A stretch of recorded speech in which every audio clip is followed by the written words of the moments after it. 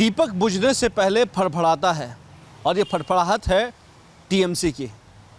ये आज पूरे दिन भर का सबसे चर्चित विषय रहा और ये चर्चा शुरू हुई प्रधानमंत्री नरेंद्र मोदी के आज कलकत्ता दौरे पर एक भाषण से। हर बुझता हुआ दीपक थोड़ा फड़फड़ाता है, वैसे ही टीएमसी का दिया बुझने से पहले थोड़ा फड़फड़ा रहा है। जहां पर मंच से उन्होंने साफ तौर पर टीएमसी पर कई निशाने साधे और बंगाल की सियासत में एक नया भूचाल खड़ा कर दिया।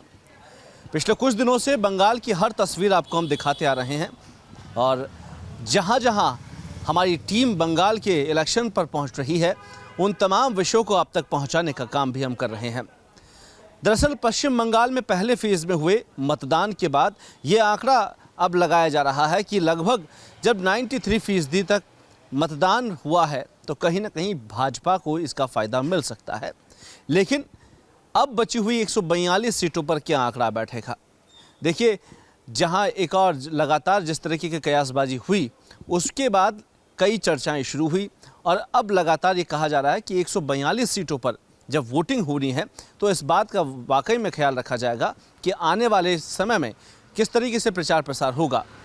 बीजेपी हो या टीएमसी हो या अन्य पार्टियां हो, ये तमाम दल अब राजनीतिक दलों के साथ मिलकर अपनी ताकत झोंकने का काम करेंगे।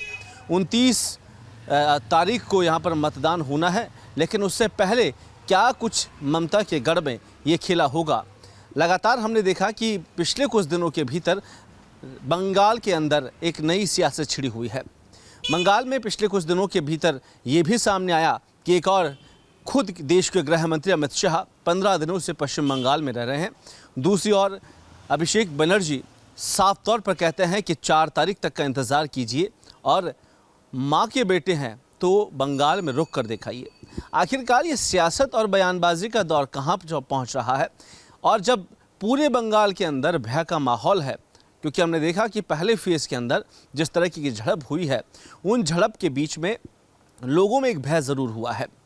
इस घटनाओं के बाद में पश्चिम बंगाल की 142 सीटों पर जब मतदान होने जा रहा है उस पे इलेक्शन कमीशन ने इस बात का खास फोकस किया है कि किसी भी तरह की अप्रिय घटना ना हो। इसे देखते हुए अतिरिक्त बलों को पश्चिम बंगाल बुलाया गया है। 142 सीटों पर फिर से ये कोशिश होगी कि ज़्यादा से ज़्यादा वोटिंग हो और वोटिंग का फ़ायदा किसे होने वाला है, ये ईवीएम में होने वाली एक जो किस्मत की चाबी है वो जनता के हाथ में है, वो किसकी चाबी खोलते हैं।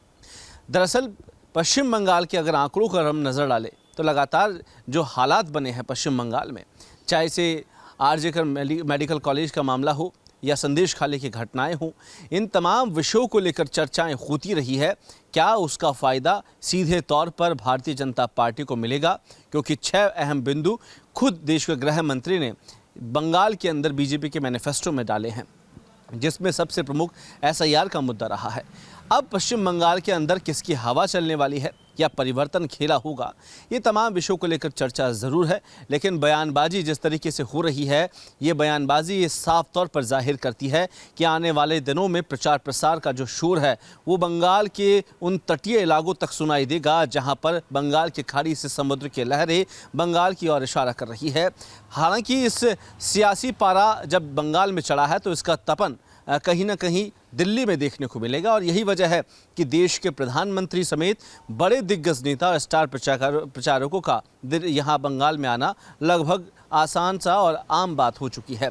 एक और भारतीय जनता पार्टी ममता के गढ़ में सेंध लगाने की कोशिश कर रही है, वही टीएमसी अपने किए गए विकास के वादों और मुद्दों को लेकर अब चर्चाओं में आने का काम कर रही है।